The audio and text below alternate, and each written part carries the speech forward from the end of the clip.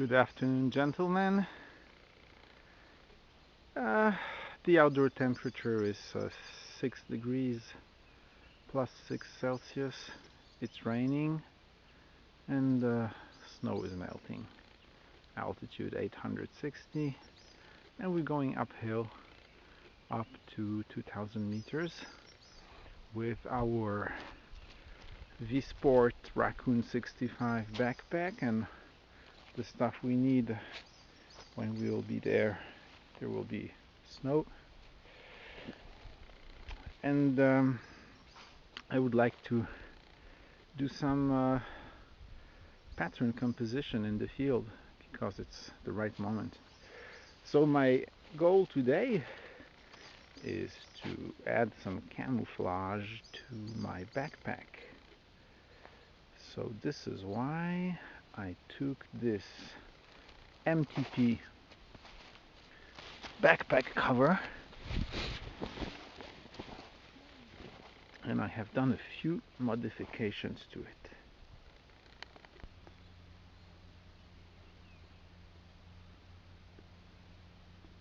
So here we are. Let's get closer. And you see the macro pattern begins to work. The big gray line in the middle breaks the pack in half.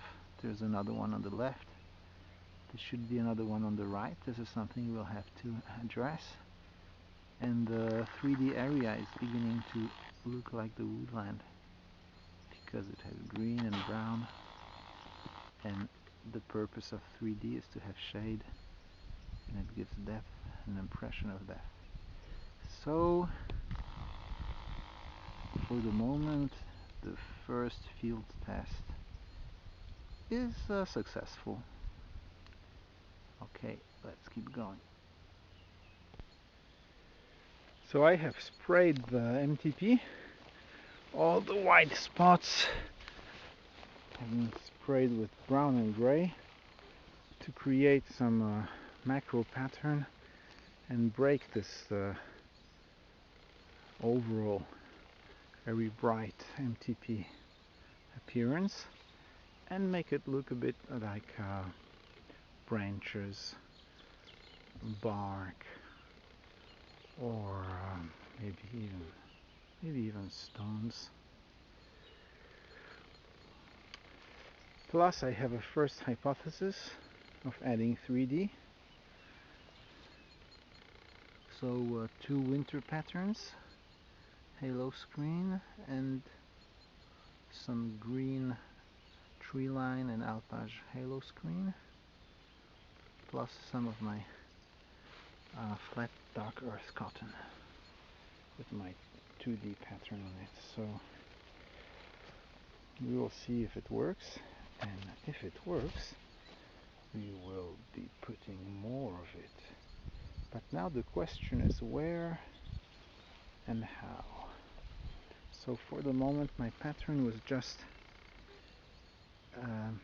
encircling the gray macro lines, and it doesn't look too bad. So we'll be field testing it during this trek, and I will keep you updated. Just a little stop deep in the woodland, alpine woodland, and here it's very dark, as if we were under a canopy.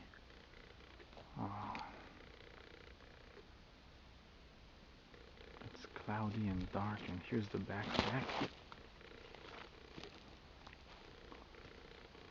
So even though the MTP is very bright, very light colors,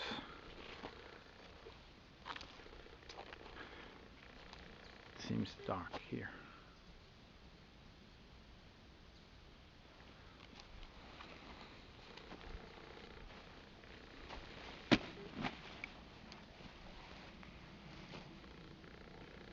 So more of the green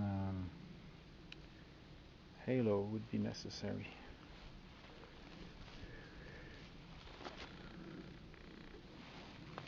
This is a mix of tree line and alpage. Seems to work.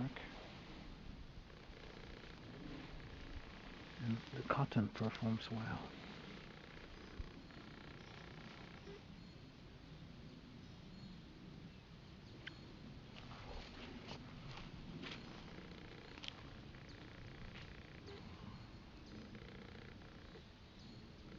Okay, let's keep going. Well, I'm thirsty now, so I'm having a break, and I think it's time for a small 3D upgrade. This is a small kit I have. This will be plenty for this pattern, and I feel like adding a nice macro, a green macro around somewhere around here in this area. So let's go for it.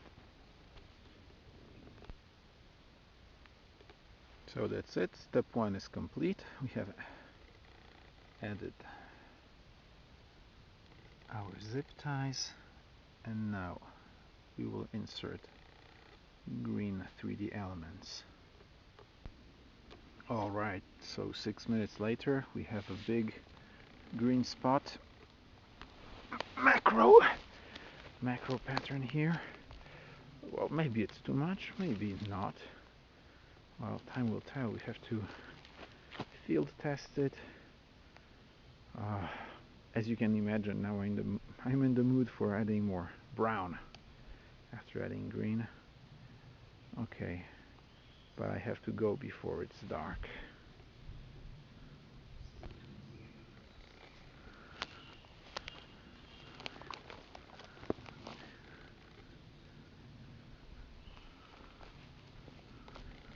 Well, we have added some green, and it makes sense here. So it's just a mix of tree line and alpage. A good combination for winter, and it makes a macro, makes a green spot, big green spot. Very nice. Yeah. Okay. So now we know this works, and it will be time for some brown. Wow, so the filming conditions are awful. It's raining, it's full of snow, and it's getting dark, plus the clouds are coming in because we're higher. It's 1000 something here, 1200 maybe. No, not I don't know. Well, anyway, here's the backpack, and let's have a rest by putting some brown macro pattern on this cover. So this was a quick one. 6, 7, 8 something, a few zip ties, and let's go for the cotton. So that's it. You see, we have a nice brown 3D area. Yeah, it looks good. So the nice thing about this cotton is that as it's getting wet, it will get darker. You see, the real leaves are even almost black. It's so dark after snow melts. So this is why we need to have something that gets just as dark. See that? See how nice it is? Check this out.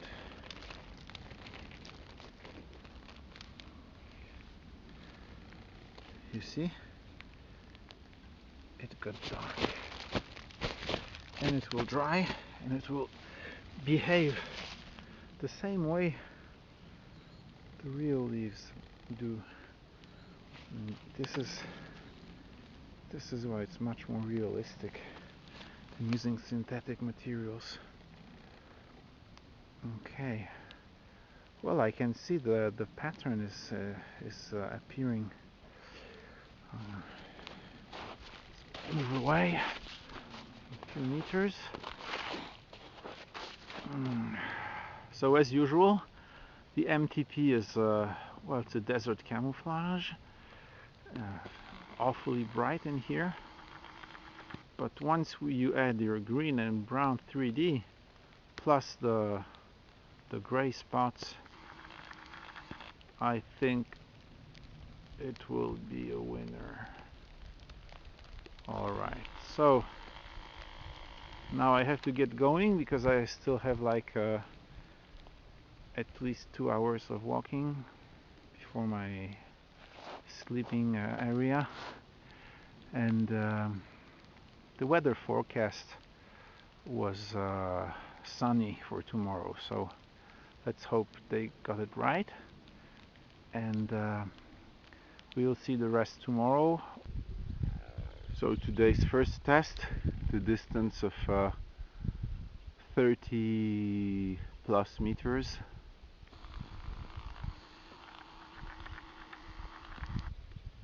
We see that there's a big luminance problem on the right side, as it's too bright, kind of shiny. So this is why we have to add 3D, because it's too bright.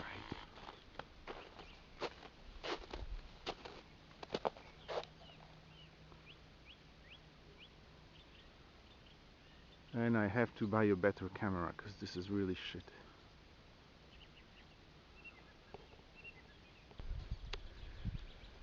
And the second test will be on the other side.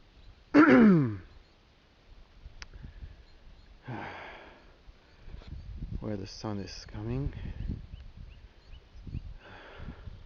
There it is in the middle. So now the very bright parts of the MTP perform quite well because they're very bright and they look like the rocks next to them. Plus we have some gray spray. It's 100 meters away. And it looks good, and the sun will be there in 5 minutes, and we will see how it reacts. Ok, e por si muove. There we are. So the shade of the backpack betrays it, but a part of the shade, it's not bad. So the green is counterproductive. There is some green, there are green spots over there. Right here in the middle. Of course the trees are green. But here it's a problem. So you have to be careful not to put too much green. Otherwise it will not work in the open space. Rocky open space. And this is where the MTP works very well. It's multicam is an arid camouflage. Scorpion camouflage was made for the desert, I think. And scorpions don't live in the woodlands, right? So we have to find a balance in our 3D composition to maintain this arid performance while enhancing some of the woodland performance. So it's a trade-off, and for the moment it's not bad at all. Let's move on. Oh, there's some rolling stones falling like a rolling stone, not on our head, unfortunately. So altitude 1600 meters, field testing MTP 3D backpack cover. And what we see here is that the stones are almost white. And I think this is one of the reasons multicam is so performant. It's because of the white spots, the small white spots. I hate them.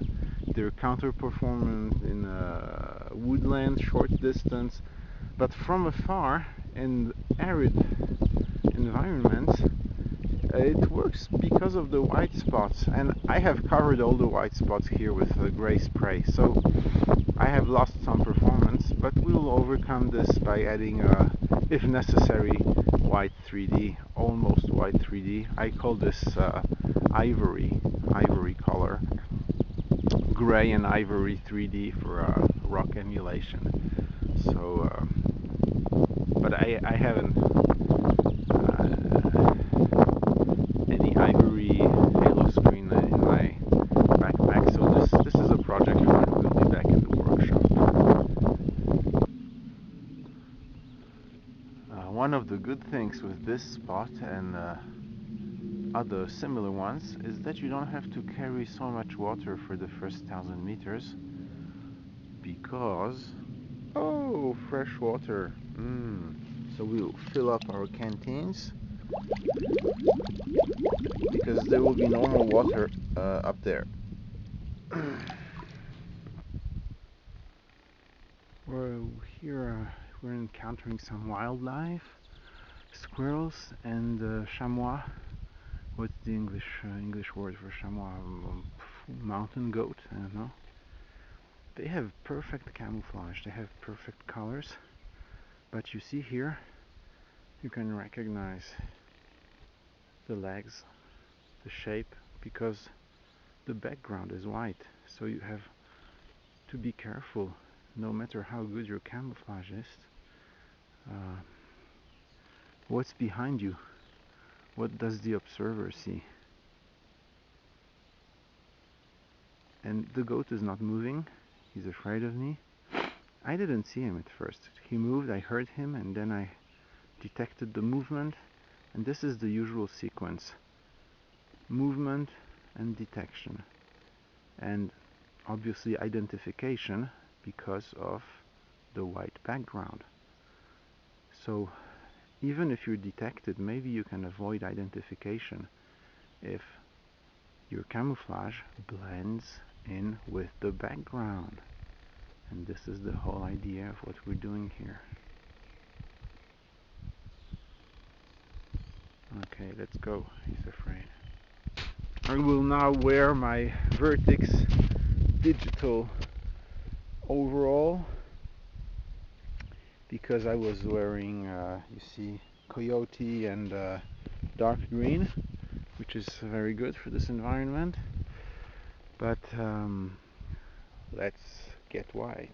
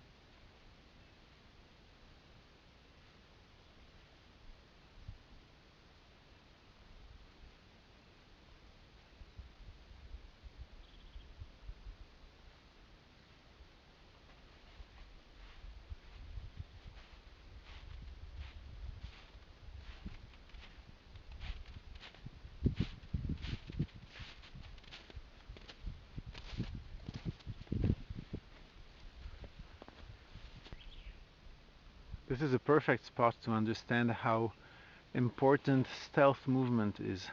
Stealth movement is half of your camouflage. The clothing is half and the movement is half. So If you don't want to be like the goat, or like me in the two previous sequences, you have to make up your mind. If you're dressed in green, you will walk from one green spot to another. If you're dressed in white, you don't want your silhouette to stick out, so you will rather go straight ahead in this, through the white area. You have to adapt your movement to your camouflage and adapt your camouflage to your movement. It's an interaction, it's a discipline. Alright, so after sunbathing, the last alpine tourist left. We had to wait like half an hour, and now the summit is for me, all by myself, and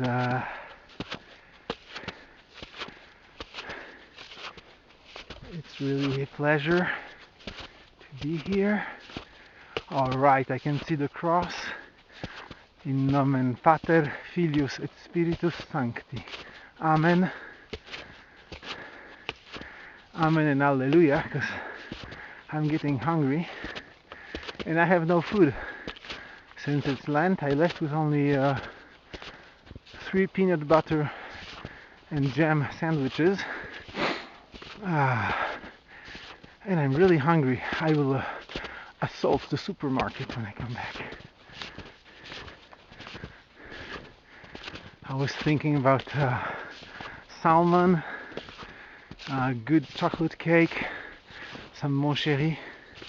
I think I will even stop before some gas station, get some sweet junk. Okay, so this cross is really high usually in summertime.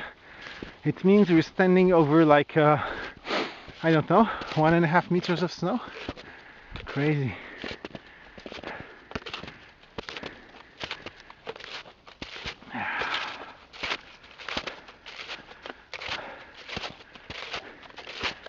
And this is where you don't want to have vertigo. Well, I'm wearing my Vertix snow gear, so no problem. But this is very impressive. I don't know, with this shitty camera you can see anything. You have the rooftop of Europe right in front of you, the Mont Blanc, 4,800 something meters.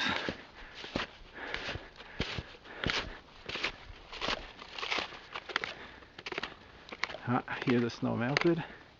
And this is where you absolutely don't want to fall. And I'm not even going to move further because it's super dangerous. And I will show you a great refuge to sleep.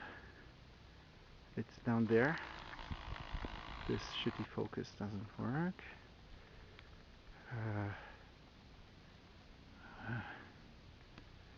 Right in the middle. Great place to have a sleep, because around here you have wolves, and once I have been threatened by a lynx, so maybe it's wiser to be